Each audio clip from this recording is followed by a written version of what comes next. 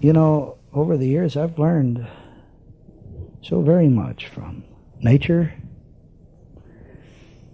from my love of the outdoors and having been in it as a soldier. And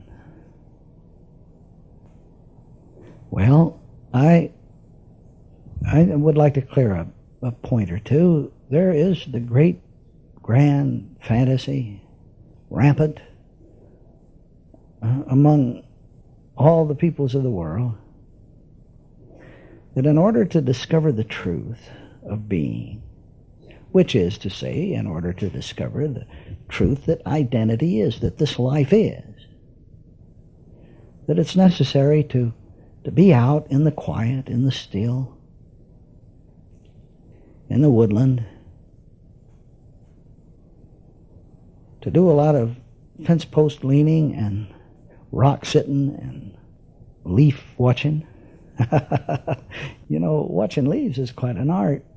You can see and learn so much from leaves. Leaves, that remarkable part of a photosynthetic process that converts light photons into tangible matter. And by matter, we don't mean something that has life or intelligence or substance in it. We mean an image within awareness. And the authority lies, of course, with awareness, not with the leaf. But in any event, that leaf, what it can teach, it's so soft and green in the spring.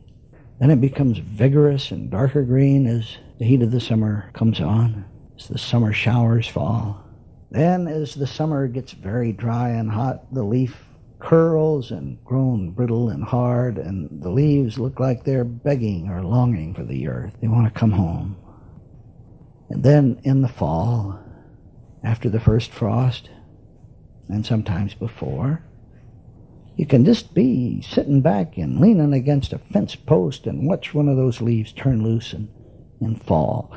And when you're an old, experienced leaf watcher like me, there are leaves that, in the process of falling, some of them sail like ships without a rudder, flipping one way then another, as though they were surveying the ground below and trying to decide just exactly the place to put themselves down. Then there are other leaves, like, let's say, the leaves of the angel elm. And when those leaves cut loose, they spin. And then others spin in a different way. They spin around the length of the axis. And their path, they come down like a propeller. And then there are those leaves that just fall at random. And I might mention that, you know, to catch a falling leaf is considered a good omen in the East. And if you were a Taoist, if you could catch a yellow leaf falling, oh, this would be the height of good luck. And if you could catch 3, that's really something. And if you could catch 12, oh boy. I remember coming over a hill once in China, and I looked down below, and I saw a lone tree on the horizon, and what appeared to be a group of children beneath it, running and frolicking and playing, and it was the only tree around. And as I got closer, I could see that the wind was blowing and the leaves were falling, and here was this group of what I thought were children, and what in fact turned out to be children. A group of Taoist monks as they ran to and fro underneath the tree, laughing and yelling and having more fun catching the leaves. Well, there's a great deal to be said about the art of watching leaves falling. Oh, I'll write something about that one day. But what I guess I wanted to say was there is no need, no absolute necessity for stillness in order to know the truth. One doesn't have to be in a physical place of solitude and beauty and quietness and so forth in order to discern the truth. I know this is true. And I know. As a soldier, I didn't love nature at all. And in the heat and the hubbub and the furor of battle, with death, or what I called death then, appearing all about me, I was able in the midst of that turmoil and upheaval to discern truth. And I haven't always loved nature either. Oh, no way. Once upon a time, a mountain was not a thing of beauty. Not to me. A mountain was something one had to climb up to the top of, either to climb over to get to the foe or to set up a defense line. And a river certainly wasn't a thing of beauty. Oh no, a river wasn't something to sit along the banks and enjoy, but rather it was a place to establish a final protective line, or it was a barrier that had to be crossed, usually at night, usually against gunfire. It was an obstacle. And the earth, even the earth itself, was an enemy to me. It seemed I could see no beauty in any meadow anywhere, because the earth was a place to dig a hole in to stay alive, or dig a hole in to put someone's body whom you loved, or to put someone who had fallen in front of your own gun sight. And trees, the way I love trees now, and yet there was a time when a tree to me was something to stay away from. There isn't an infantryman anywhere who doesn't understand the peculiar horror of being under a tree or seeing others under one. When an artillery shell exploded in the tree, or a mortar shell exploded in the tree, in what's called a tree burst. So trees were things to avoid, to stay away from. No, there was a time when I saw no beauty whatever in nature, and yet with the discovery, with self-discovery, I walk the back trails. Sure I do. I find the lonely places, and I take my solitude to the sunshine and the rain and the hilltop high. It's true. It's very difficult to worry about anything with the smell of the woodland in one's nostrils and the feel of the earth beneath one's feet and the sound of birds a wing for company. Who can fret while the sun shines hot on one's face and when the perspiration rolls? I've often wondered, what about anguish makes it fly away when I'm walking down cotton rows looking for arrowheads? Well, now, many tell me that they haven't got time ever to get away. And that's the very reason I'm saying what I'm saying. One doesn't have to get away. People say, well, they're too pressed. They say they're just too pressed to be able to turn loose and get away, even for a walk in a quiet place. Or they say there is no place to walk where they are, or there's no quietness in the midst of their town. Well, it's a lot of spoof and foos.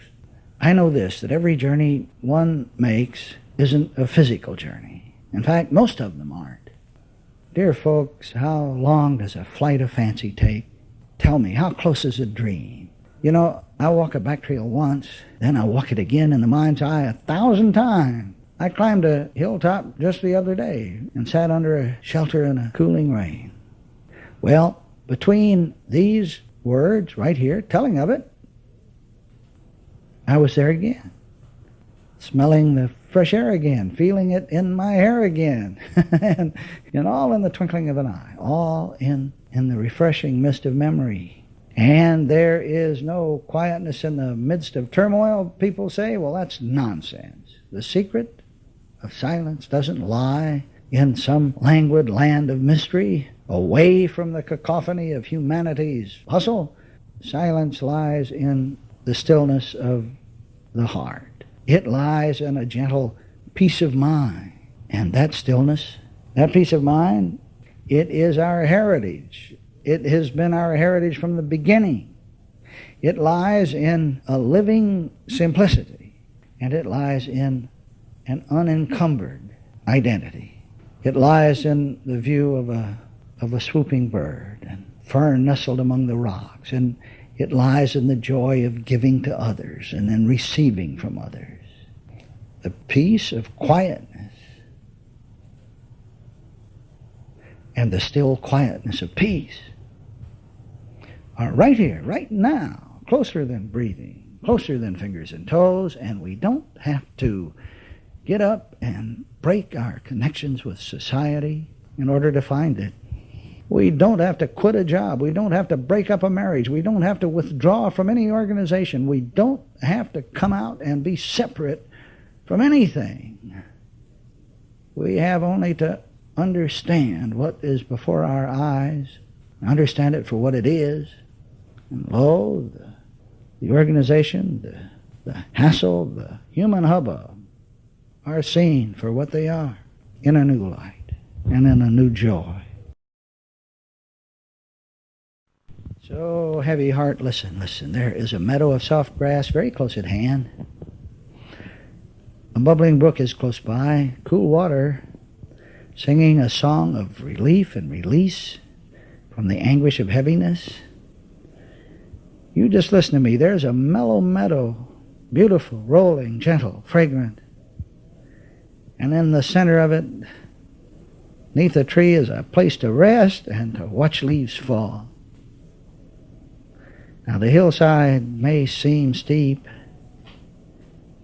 and it may seem there's no one to take you there, but you will find it. You will find it. Be still, be very still, and it'll find you. It'll call you, and more, when you find it, it'll smile. It's inevitable. It's the meadow of identity. And it's beautiful and fresh and clean. It's guiltless. It's perfect. It's eternal.